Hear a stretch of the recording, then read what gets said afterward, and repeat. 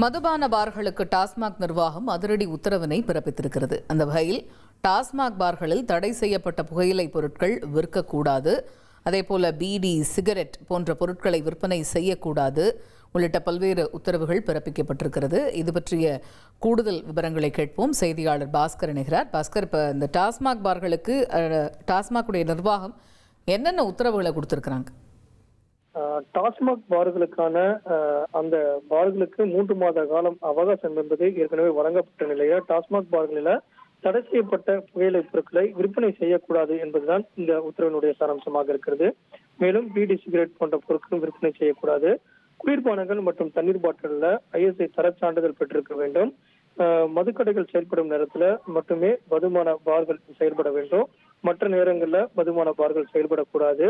மதுபான பார்களில் மது பாட்டில்களை விற்பனை செய்யக்கூடாது. கூடுதல் விலைக்கு நொறுக்கு தீனிகள் எல்லாம் விற்பனை செய்யக்கூடாது. விதிகளை மீறினால் அந்த பார்களுக்கு சீல் வைக்கப்படும் என்ற அதிரடி உத்தரவு என்பது பிறப்பிக்கப்பட்டிருக்கிறது.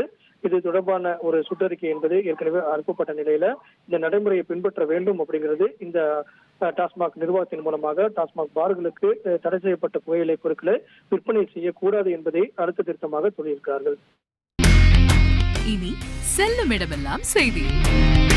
தந்தை டிவியின் வாட்ஸ்அப் சேனலை ஃபாலோ பண்ணினா செல்லருக்கும் இடமெல்லாம் செய்தி. இதோ QR கோட் இப்பவே ஸ்கேன் பண்ணுங்க, ஃபாலோ பண்ணுங்க.